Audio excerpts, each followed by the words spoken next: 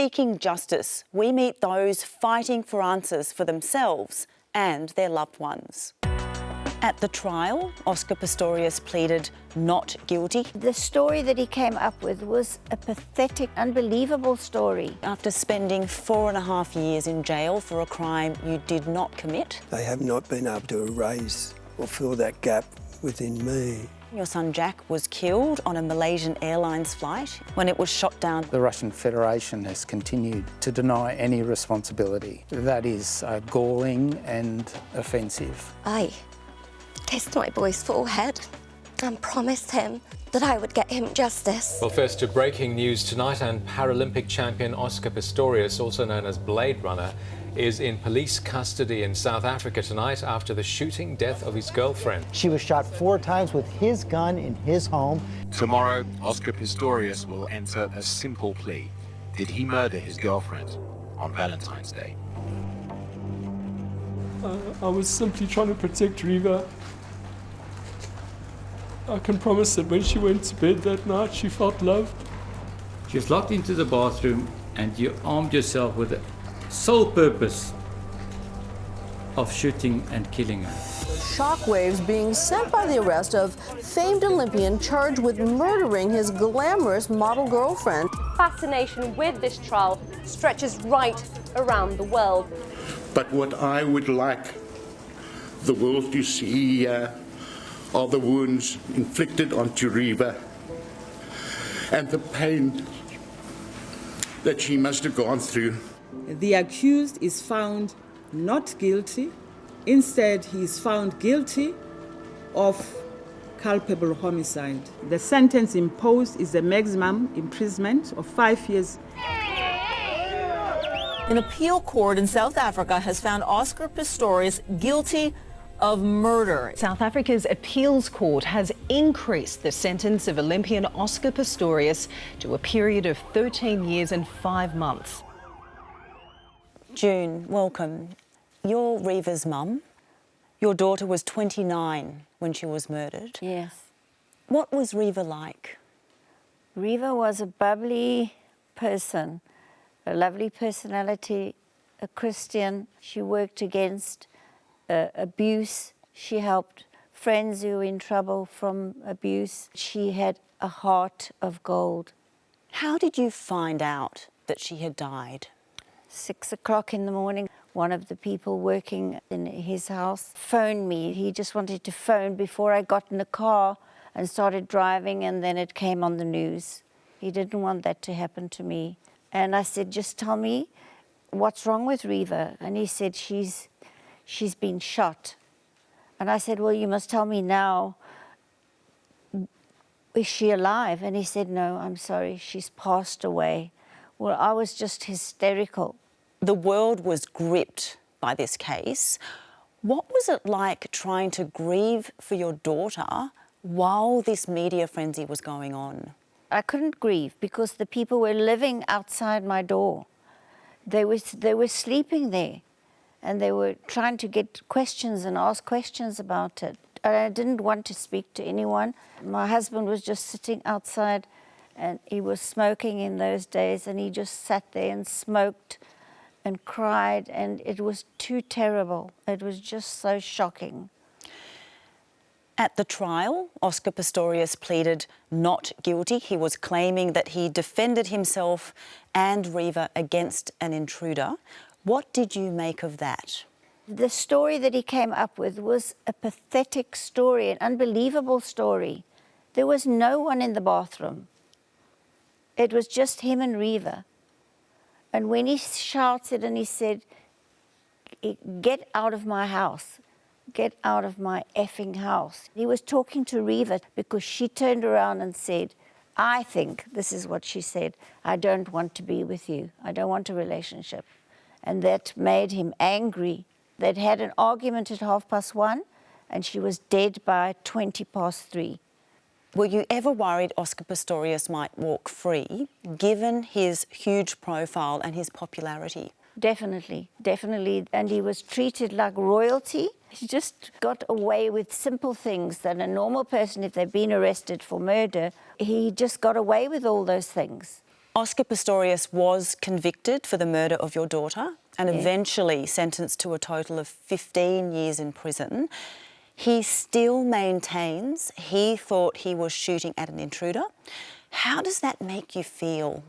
Angry. As a loving parent of Reeva, I cannot believe that someone could have killed her. He shot four times into her body. John and Merrin, your son Jack was 25 when he died. His death has also never been acknowledged by the perpetrators.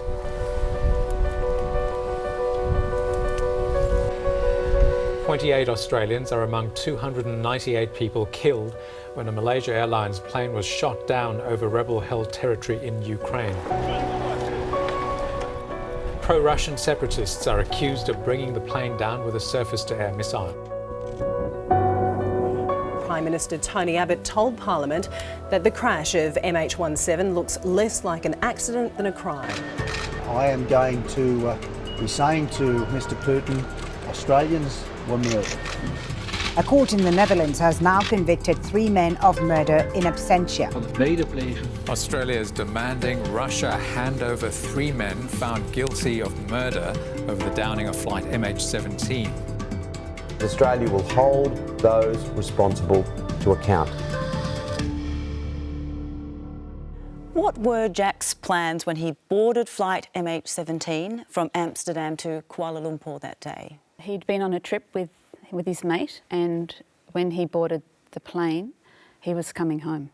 He was going to Kuala Lumpur to connect to a flight to Sydney. So he was on his way home. John, you were planning to pick Jack up from the airport. What happened that morning?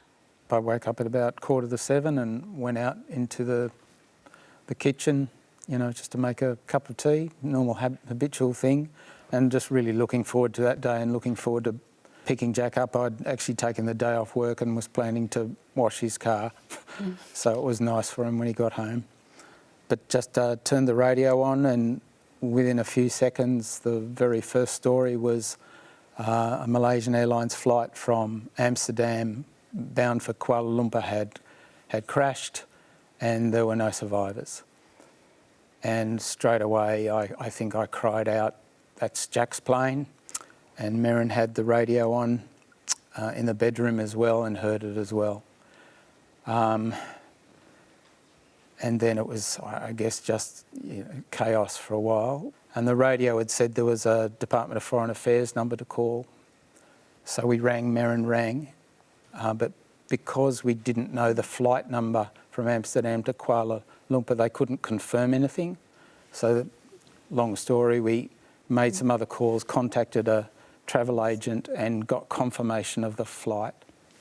And then Merrin again rang DFAT and said Jack was on this flight, and she was put through to another person who said to her, are you alone, or do you have someone with you? And Merrin immediately knew then what was going to be confirmed. Merrin, how did you process what you were hearing? It was just a blur, and people just came around us, and we didn't leave the house. Probably still processing it now. Yeah. John, how about you? Initially, it's devastating. Merrin just didn't want to look at the news, but I wanted to try and understand what had happened, and it was really chaotic because there were lots of contradictory stories flying around and so much misinformation even in the early days. So I looked at more news reports and tried to understand, what had happened. And only later we realised that a missile had been used to shoot down the plane and, the role of the Russian separatists. Merrin, Russia has repeatedly denied any state involvement. Do you believe your family will ever see justice? Not expecting to see it from Russia. Whether we'll ever see any accountability or from the individuals, I don't think I'll see anything in my lifetime, actually. I mean, maybe there'll be a big change, but maybe our daughter might see something. But I think we're pretty realistic in our expectations about who's responsible and who we're up against. During the international criminal trial at The Hague in the Netherlands, 3 men were convicted of murder. They were absent from the trial, but were sentenced to life in prison. Did that feel like justice? It did feel like justice for that part because we knew that they were always going to be tried in absentia. We knew that Russia wouldn't extradite their citizens. We were kept very well briefed by DFAT and AFP, and I think the families had fairly realistic expectations. But the important thing was that the evidence was out there and it was sifted, and they were named and they were convicted. Just to be clear, even though they were convicted, even though they were sentenced by an international criminal court, they won't spend time in jail? They won't. No, they just shrug their shoulders. So what does justice look like for you both then? The court process was definitely part of it, but not the whole thing. But we're really, really thankful for it, and for anyone who wants to, they can see this is what happened. This is the truth of what happened. John, how about you? What does justice look like for you? There were certainly elements of justice have happened, the truth-telling, the fact that the evidence was presented meticulously, that it was a fair process. The Russian Federation has continued to deny any responsibility, and that is galling and offensive, that they continue to deny any responsibility. Jack and everyone else on M817 had their lives stolen from them. They were, they didn't die, they were killed, they were murdered. How could they ever have their lives back? How could their lives possibly be restored to them? How could we as parents ever have recompense for the loss of our children and their place in our lives? So I just think those aspects of justice are beyond the reach of any court in this world, perhaps in any world. So they're elements of justice that just can't be done. Charlotte, your family also found itself at the centre of an international dispute after your son was killed. The wife of an American diplomat has left the UK after becoming a suspect in a road crash which killed a teenager. Anne Sakoulas was driving on the wrong side of the road with no time to react when she struck and killed 19-year-old Englishman Harry Dunn near an American airbase.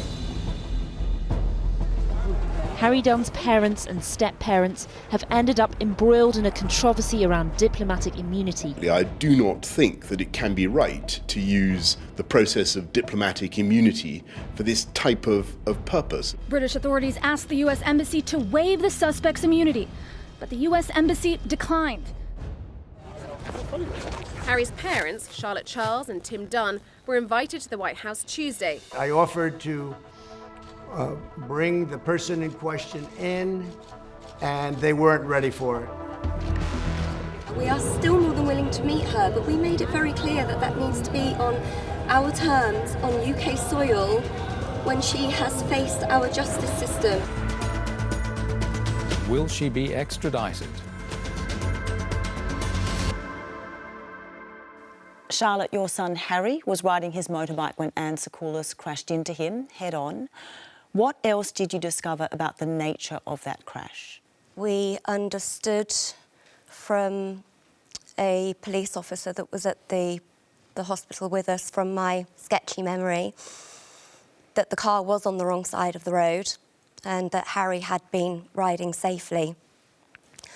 Apart from that night, we didn't learn anything, her nationality or where she'd been driving from.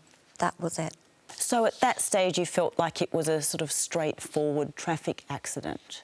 With all due respect to Harry, it should have been a straightforward incident that should have been dealt with. With my friends and some of my family present at the hospital, I kissed my boy's forehead and promised him that I would get him justice. And I meant absolutely every part of that sentence. I had no idea how much it was going to take or how long it would take, but that fire kept burning. Did you get the chance to say goodbye to him? No, we didn't get to the hospital in time, unfortunately. When you kissed Harry's forehead and you made him that promise, What type of justice were you looking for him? For the person to just be held accountable, for the person to just hold their hands up, accept responsibility, realising that it, of course, would have been one horrific head-on crash. All we wanted as a family was just to have that person say sorry and go through our UK court system just like I would have had to have done. You didn't want her sent to jail? No, we had conversations with the police very early on and said, look, you know, we do understand that these things do happen.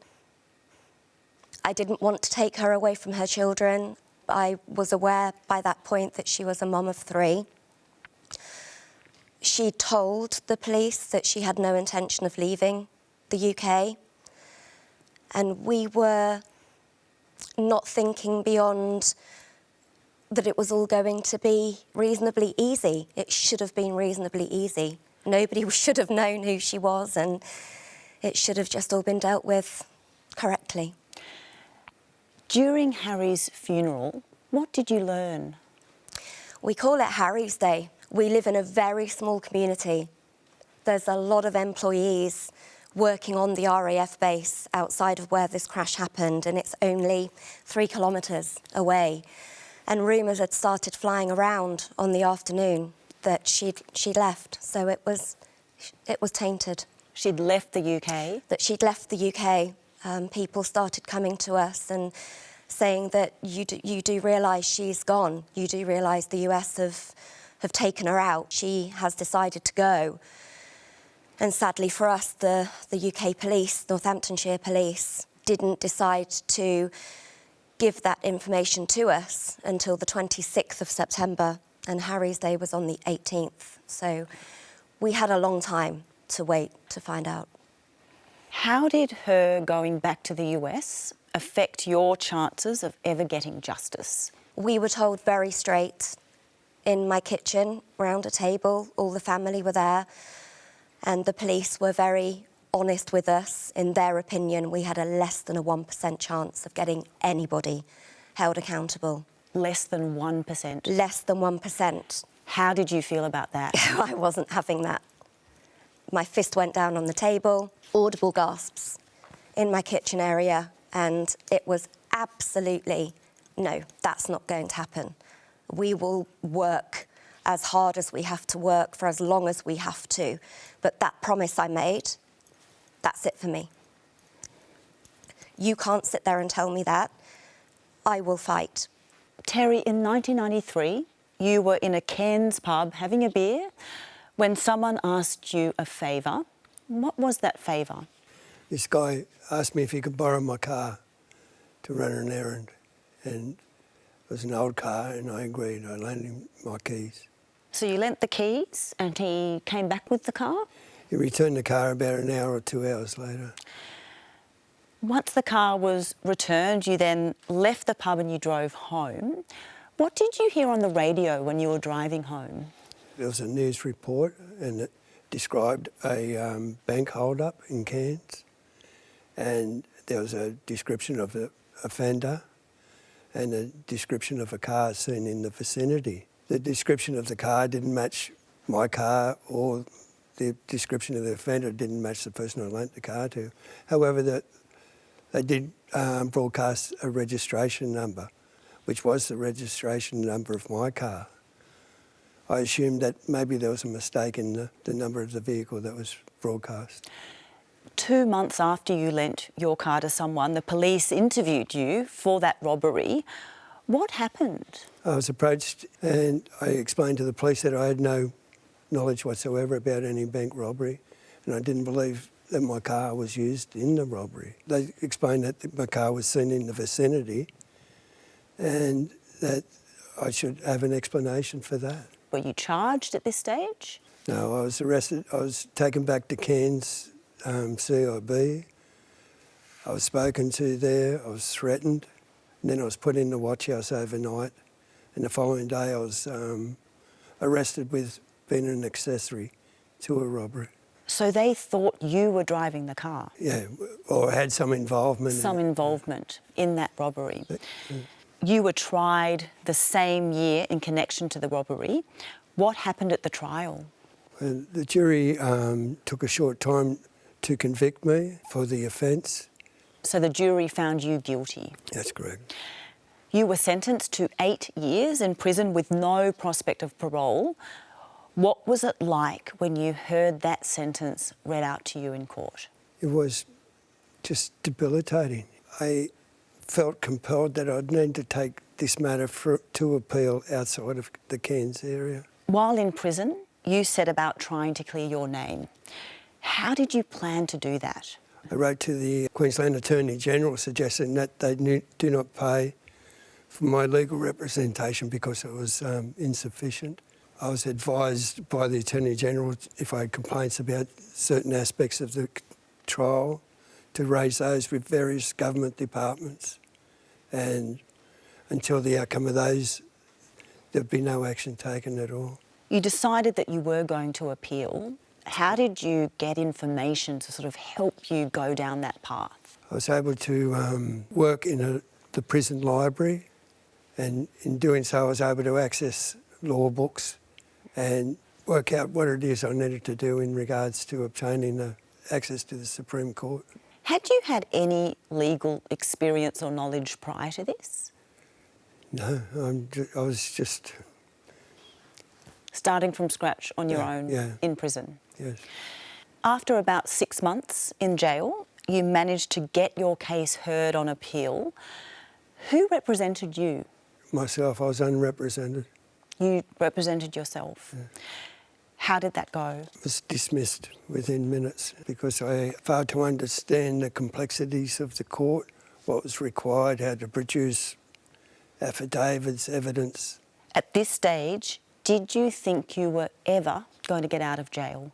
I did not accept the fact that I was going to be in jail all that time, but was prepared that if it took every day of those 8 years, I would not stop trying to prove my innocence and the fact that I'd never done anything. Michael, you're a lawyer. Yes. You're now retired. How did you meet Terry?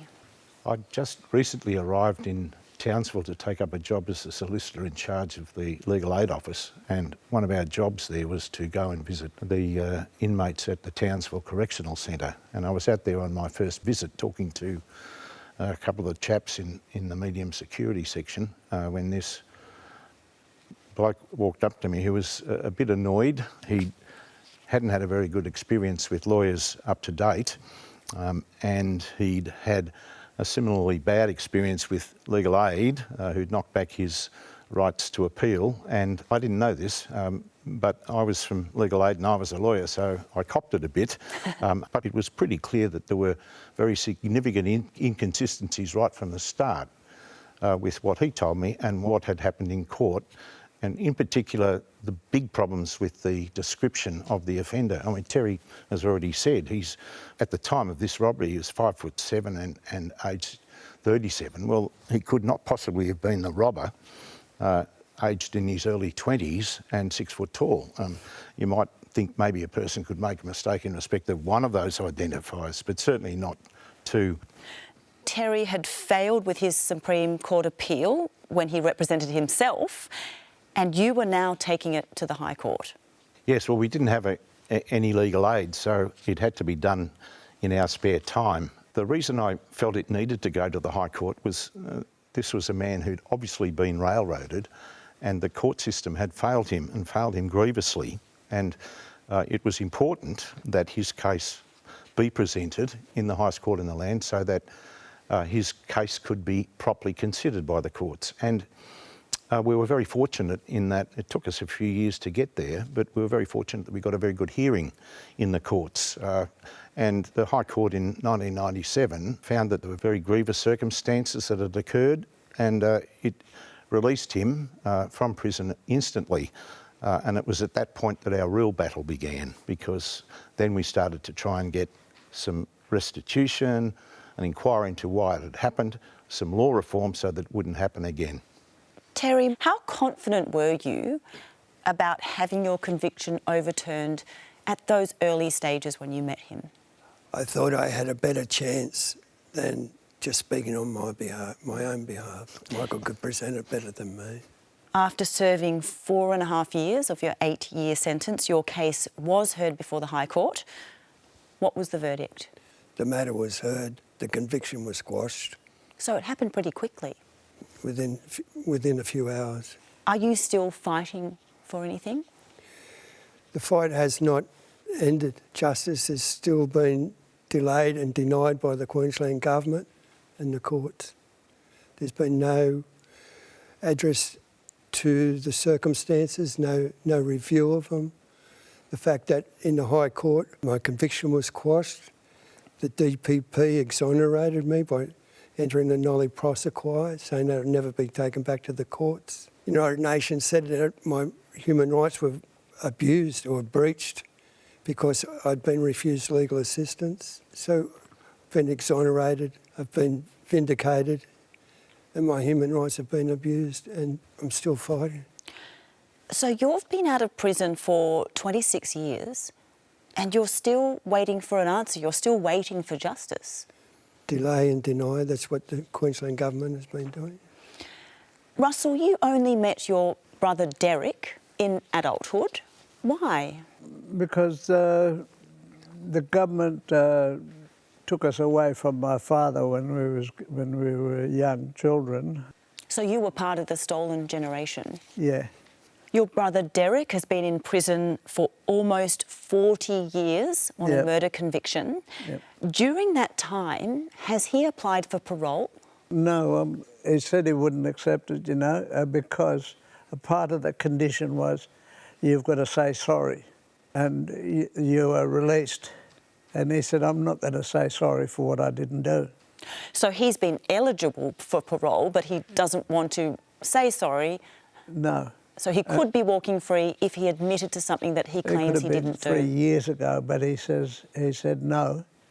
And I am so proud of him standing up, because there's a lot of Aboriginal people, and myself as well when I was younger, we were told by the legal system, who were paid by the government at the time, to say, say you're guilty. We didn't even know what we were doing half the time because we'd be drunk. And we'd just go and plead guilty just to get it over and done with. A lot of our people have been incarcerated for things that they don't even know or don't even realise. Robin, you're Russell's ex-wife.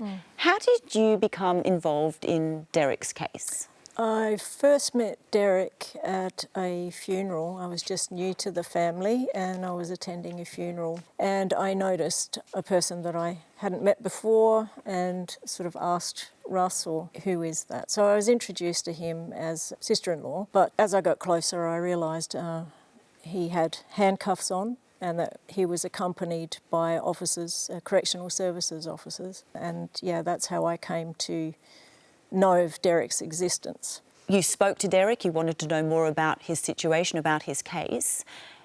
Did you feel like you had enough resources to go further with that? Well, no, I didn't. And from there, I started to realise that if I was going to be of assistance at all, I needed to get some legal education. So you decided to go and study law? Yes, and because I had access to Derek's trial transcripts and was at a loss to really make useful sense of it. So I thought, well, go and get a law degree. So that's what. How long did the law degree take? 5 years. Why are you convinced of Derek's innocence? When I first responded to him, it was quite a while between when he had said to me, look, I didn't commit this crime. I decided to suspend my belief or the adage that all prisoners say they're innocent. And well, it's just not the case. I uncovered every bit of information, documents, witness statements. There were post-conviction statements taken by private investigators, none of which had made its way to court. And there are a lot of things that didn't look right. And then when I get to my third year of my degree studying evidence law, I started to realise that there were inconsistencies within the trial process itself in terms of admissibility of different pieces of evidence, including the pathology evidence and a purported eyewitness reliability issue. Terry, you also began studying law books in prison to overturn your conviction. How difficult was it going up against the police, the courts and the state of Queensland? I once described it as like trying to climb Mount Everest backwards with bare feet. So an impossibility? The law books I had access to in the prison library were 14 years out of date. Charlotte, the woman who killed your son Harry, fled the country under diplomatic immunity. You had to go up against the UK and the US governments. What was that like? I don't think I really thought about it much at the time. I knew that I didn't know anything legal.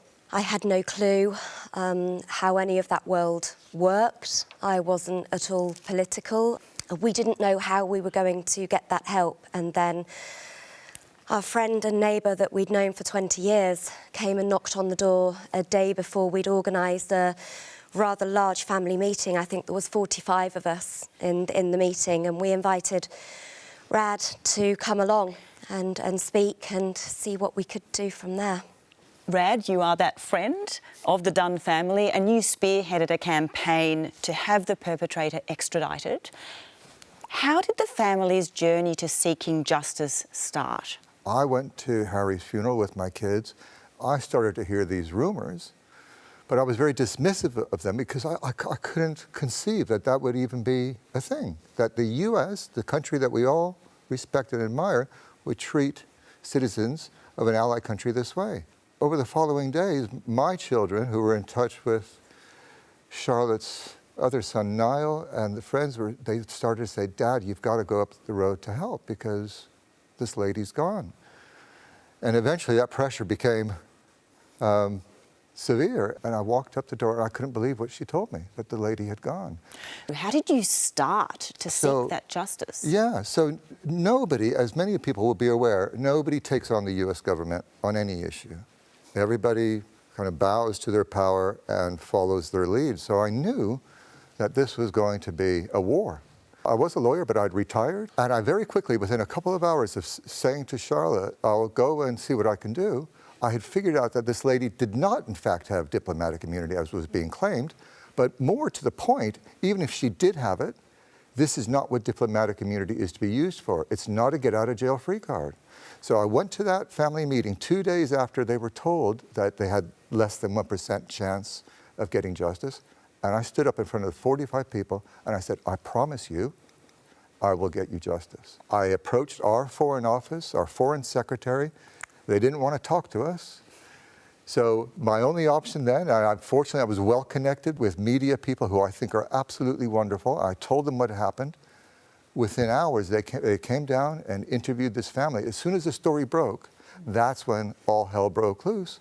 And then I couldn't keep the Foreign Office off my back, by which time, of course, it was too late. This was a fight that this family had to fight on their own without any support from their own government against the most powerful nation on earth.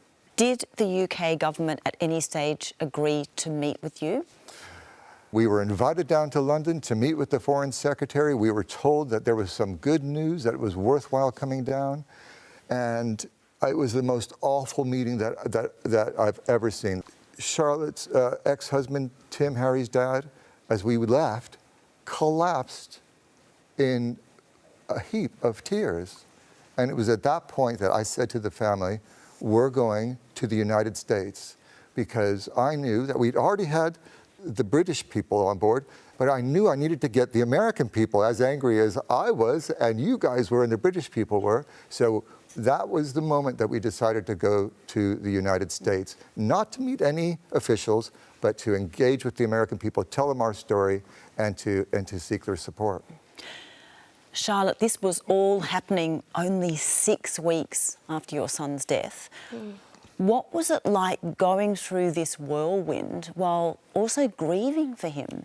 I was numb and in shock. You're not grieving. That gets completely put on hold. You just go through the motions. You know, you're being reminded by your friends and your family that you need to drink your coffee, you need to eat, you need to clean your teeth. You know, your dignity, whatever you had left, gets stripped from you because you're having allowed them to bathe you, to just get you out of bed and keep you going, keep you functioning. How I done it, I've no idea, but you do it. When you make a promise to your child, you don't break it. Rad, you all accepted an invitation to meet Donald Trump at the White House. What were you hoping to gain from that meeting? As a lawyer, the best way to deal with disputes is to resolve them. We should be there and we should talk and we should appeal to his better nature to reverse this decision, because you don't get to kill somebody and walk away. And you're a good nation as well. This is not how America, and you can tell I'm an American, this is not how America behaves. And I was just horrified that when we got there, he wasn't interested in resolving anything, because that's when he told us that he had had Harry's killer in the next room, and he wanted this poor family weeks after the event, when they're all, and you can imagine, just so traumatized. He wanted to bring them together for his photo opportunity, had all the cameras there, and somehow, and not many people have stood up to Donald Trump, somehow, with Charlotte's help, I stood up and said, that's not happening. If it happens, it's going to happen back in the UK, but that's not why we're here.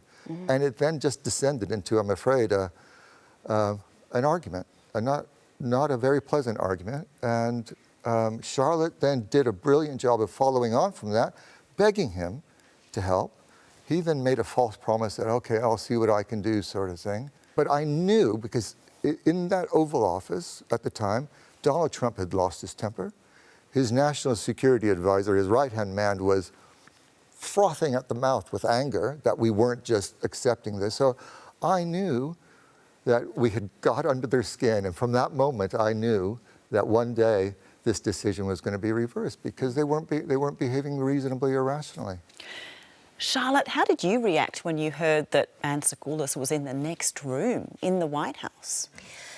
You feel a bit stupid, because you hang on to every word, every bit of hope that somebody gives you when you're fighting. So for Donald Trump to turn around me in that room at the time upon leaving and saying that he would look at it from a different angle, you hold on to that. We came out, we spoke to the media about that. Rad knew that, you know, they were empty words, but as a set of grieving parents that had had their grief put on hold, and you're desperate for anything, any little bit of hope that you hold on to, you grasp those words.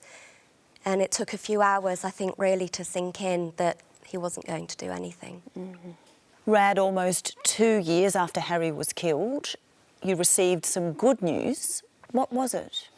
Our local member of parliament was very, very helpful, and I think she had been having her own conversations, and she came to me and she said, how would the parents think or feel about a remote process so that this woman, Anne Sakoulas, would stand trial in the UK, but remotely in Virginia? And I said, I will go and speak to the parents, half expecting that they were going to bite my heads off. But again, a testament and to all these amazing people who sit here with such dignity. Harry's parents bit my hand off because they knew that that was going to be justice, and they were thinking about not taking Anne Sakoulas away from her children, which makes me very emotional to this day. And because I couldn't do that if this had happened to my son. And for them to go, yeah, let's buy into that, let's go for it, let's support it, I think blew certainly our nation away with the kindness and generosity. And I wish their American counterparts would take a leaf out of their book and learn how to deal with people in their deepest, darkest hour. And that was the beginnings of discussions about this remote process. Charlotte, how did you feel hearing that as an option? Yeah, I think the smile on my face says it all, really. You know, I could see that there was that promise I made Harry was going to be completed. Still didn't know how long it would take from there, but there was that glimmer of hope that actually the end of the campaign was dawning. We opened ourselves up to it and got there in the end. June, you and your husband have been seeking justice for your daughter Reeva for the past 10 years. How has that changed you? I'm a very strong person now. I was basically like always the person who was listening to conversation, and now they can't shut me up. I've got plenty to say. Do you mind me asking how this has affected your marriage? Has it impacted that? It has broken our marriage. We've been married for an awful long time, and it's destroyed us because we both grieved in different ways, and it's been the center point of our whole life now. The loss, the grief. It's terrible. It's terrible. Earlier this year, Oscar Pistorius was denied parole. How did your family feel about this? Our attorney prepared papers for me to stop him getting parole because I feel that he's not rehabilitated. His problem is his temper, and I feel that he has not been rehabilitated with his temper, and he might hurt someone else if he comes out. And they listened to me. We went to the parole board, but he would not come out of his cell to talk to me. He was supposed to come and talk to me, but he refused to come out. Merrin and John, your son Jack, was killed on a Malaysian Airlines flight in 2014 when it was shot down by pro-Russian separatists. They're unlikely to spend time in jail. How has your life been over the past 9 years? It's been hard. It's been bewildering, just making sense of what happened and still just watching a plane going over or, you know, waking up in the morning and just shaking my head and thinking, what? Like, why didn't Jack come home? I think we've done pretty well at keeping on living a good life as best we can, and I think Jack would want that. We had counselling separately for probably 6 years. It took probably 5 or 6 years for something to shift. In my very first session, I know the counsellor said to me, the life that you had before that day has come to an end, and this is now about learning to live a different life. And that's what it's been like. And he said, you'll always walk with a limp. And that's really stuck with me because, you know, outwardly, We look the same. yeah, we look the same. We're Just a bit fine, older. but the wound and the just the wrongness of what happened is just always there, and the sadness, just the gut-wrenching sadness, will never go away. John, that inward limp, can you relate to that? It's an ongoing wound, an ongoing emptiness. And that's what it's like to lose your child. It just, grief never goes away. It changes shape and it changes intensity, but it never goes away. We'll have that grief for the rest of our lives. You know, it's only when we die that that grief also will come to an end. Terry, after spending 4.5 years in jail for a crime you did not commit, you were released from prison. Do you believe that justice has been done? No, I do not. I do not. With the High Court quashing my conviction, there's no record of that, like on the file, that I'd spent 5 years in prison. They have not been able to erase or fill that gap within me or my sons. I have a void in our relationship that can never be bridged. 5 years of your life. And 5 years of their lives. And when you extrapolate that to the battle that's raged for 30 years, the indelible imprint of that cannot be erased. It's not like saying, oh, that no longer exists on a record. It does exist on the record within me and also my children. Michael, you've been fighting for justice alongside Terry pro bono for almost 3 decades. Will Terry ever receive an apology or compensation? Well, apology does not come easily to Australian politicians. We know that from long history. One of the problems with the justice system is that it has real difficulty in accepting that it's made any mistakes. That's the Australian justice system. And it fails to learn from its previous mistakes. So will we get an apology? There's not much sign of it. Will we get compensation? Yes, we will. In the scheme of things, the High Court has already ordered that Terry was maliciously prosecuted by the State of Queensland and the Queensland Police, and has ordered that he be paid damages. We haven't seen the money, so we're still fighting for that. And if an order is made by the court, and how long that will take, who knows, but will we ever see the money in our lifetimes, I suppose, would be the question I'd ask. And I can't speak for me, but for Terry's an Indigenous man. His life expectancy as an Indigenous Australian expires in 2 years, statistically. You know, this is the way that he's been treated. There's been no concession made whatever to Terry's reduced lifespan, not only because of his Indigenous heritage, but also because of the health systems he suffered in prison. The Queensland Government it maintains that it doesn't have to apologise. It's making no move to try and create compliance with the court order, and what it means is that it really will wait till Terry dies because it will solve a problem for them. And as everyone knows, you can't sue a dead person, so as long as Terry is still alive, he can still present the truth. After he's gone, the Queensland Government can say what it's like. We won't have any truth-telling after that. Robin, you've been trying to get your friend Derek Bromley's conviction overturned for over 15 years.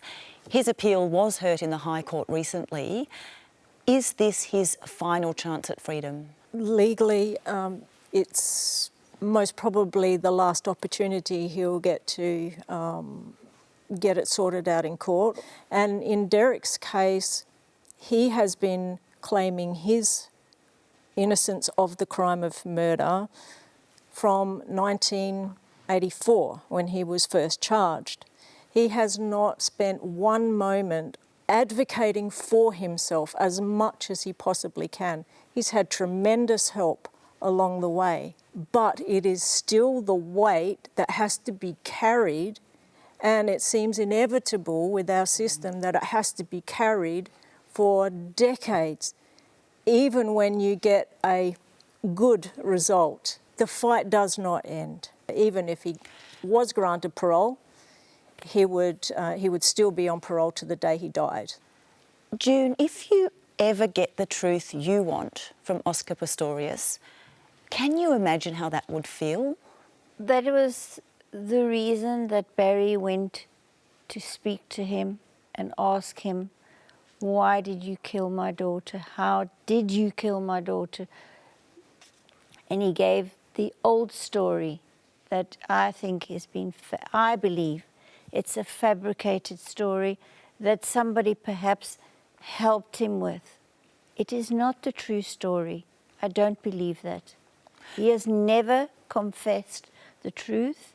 He has never, ever shown any remorse for killing her. If he ever did, what would that mean to you? It would help us. That would be justice. He has to confess what he's done. And it would be, for Barry and I, absolutely the best thing that could ever happen for us. Charlotte, Anne Sakoulis, the driver who killed your son, eventually faced a UK court. What was the outcome of that? Justice in my eyes. She finally got the criminal record that you and I would have had to have taken. She pleaded guilty to death by careless driving. She was given a prison sentence, but a suspended one, and a 2-year driving ban should she come back to the UK. So for us and my family, being able to see that woman on screen actually admitting to what felt like the world was all we'd ever been asking for. That's what we wanted. We wanted that accountability. And we wanted to be able to show people that actually, if you fight hard enough, everything is worth a try. You know, you just never know what you're going to get. We wanted to make sure that this absolutely never happened again. We've had loopholes closed because of it. We've made sure that what happened to Harry with Ansakoulis leaving the UK can't happen again. Lessons have been learned. Very sadly, there have been other cases, not identical to Harry's, but similar to Harry's, and the UK now do not allow those US personnel to leave. So what we've done makes me feel that that's also justice. So I did complete the promise to Harry, and it wasn't just me and my little tiny team, Harry, of 2 that sat here. You know, it was the family, the friends, the whole country, and many, many people around the world eventually. So, yeah, justice was done.